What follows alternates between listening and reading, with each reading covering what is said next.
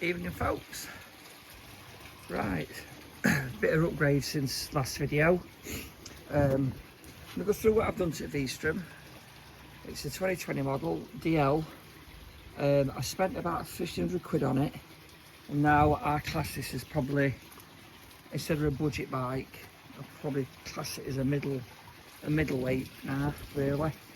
So I got rid of springs, stock springs, and we put Hyper Pro ones into my weight, which has made the world of difference. We were off-roading yesterday, and if you look where tyre wraps are, that's as far down as it's gone. And we have actually given it some proper beans yesterday, and it didn't bottom out once. I've put obviously my guard on, protect that. We've got a metal kick plate, what's actually bolted into engine side of it, and it goes into exhaust as well, brackets. So I don't like it when it's bolted into engine castings. It's aluminium. We've put a new exhaust system on it, which is a Black Widow. But what I've done is I've got rid of Black Widow can, and I've put a Del Civic on it because it's slightly quieter. It's still quite loud though, which is good in traffic. Bought bus rain guards, a must. Get rid of that buffeting. We put a pillar mirrors on it again to get rid of big thick ones. Give you a flow screen. I always have that in lower setting apart from when I go up motorway, and I lift it a little bit up at motorway because I do get a bit of buffeting, but it's mainly my helmet. I've got a Scorpion XO helmet, and not really good when you get a lot of wind banging against it. We've added bags, storage bags more than anything. That's for all your puncture repair kits and stuff like that. On it, heater grips, which is sound. Be serviced every 3,000 miles. Now I bought this at 1,800 mile, and it's now done 9,000 mile in. Well, I bought it in winter, so it's not like it's just a project bike. It's used all the time. So it's just had an oil change and filter change. All coolants, everything's been changed when I first bought bike. We've put an aluminium top box on it, which is a really good one. It's not expensive, but it does job. It's all lined inside and lot. Chain, original chain to bike, but as you can see, it's cleaned all the time, so it's in perfectly good working order. We've put Metzler Enduro tyres on. Now these are really good tyres on road and off road. These do work a treat, with all sorts of stuff I've done to it, but most of all we've put Apple CarPlay on it, which is brilliant. Just links to your phone through quad lock. Switch it on. Might not be see because it's quite. That just connects straight to your phone. Then you've got your maps. You've got everything on it.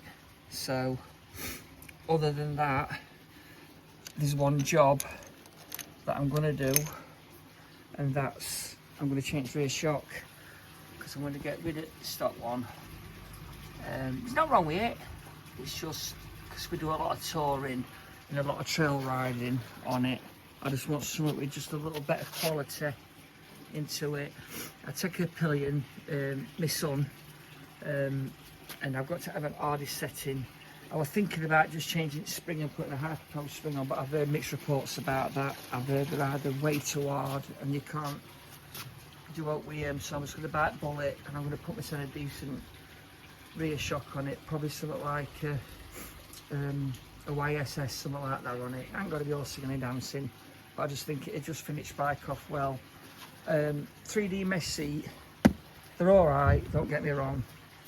After 8 or 9 hours on that, you're not crippled, but I'm going to probably send that off and have it reupholstered to my weight for longer trips.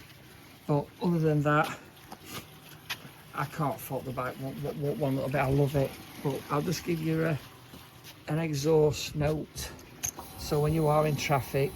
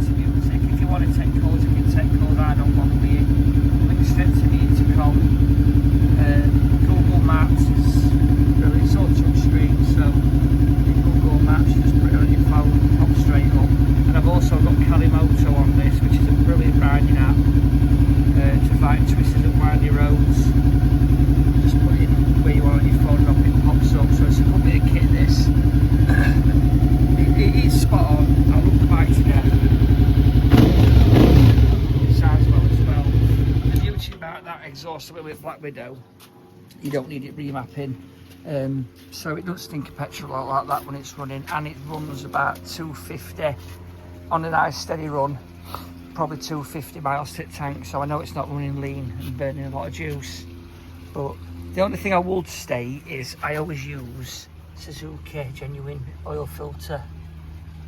I find them better, but other than that, I just thought I'd share. Oh, one last thing, I've got rid of stock pads and I've put sinited brake pads on. They make a massive difference with stopping power. EBC ones, absolutely fantastic they are. You can tell instantly the difference between them and the stock ones, which are actually on here. There's plenty on them, but like I've said, the difference is unreal. That's not getting much use at the minute because I'm never off that. But other than that, that's what I've done. Little tiny extras like a thicker foot peg when you're on uneven terrain. A lot of people don't like them, but they're all right. But other than that, I've took it as far as I can take it now, apart from rear shock. So I'm gonna have a mull over that one because I want to keep the bike. It's basic, I love it. It's really good into corners. It's great on fuel, you know, and they're a basic bike. They don't do anything brilliant, but they do everything you throw at them. And that's what I say, it's a 650 engine. It's easy to ride. It's fun to ride, especially now, note from exhaust. And I'm, you know, with this day and age, especially in UK, with all cameras and in cameras, they start going out on that all the time again. And you're just looking over your shoulder all the time. Where with this, you can have a good potter about top back roads, pick trail rides up, odd green lanes.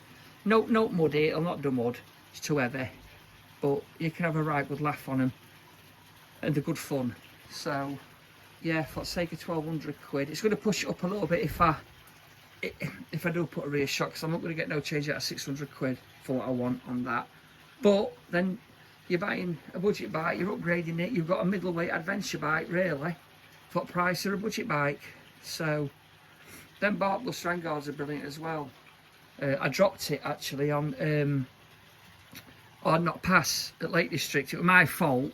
I thought it was in first, it weren't, it was in second. It's gone forward, it stands flicked up because it was on even ground. But they took all impact, not a mark on it. And obviously crash bars, no damage whatsoever apart from my ego. Which, you know, shit happens. But yeah, I just thought I'd share that with you. Any questions about Oak, drop me a message. And happy riding.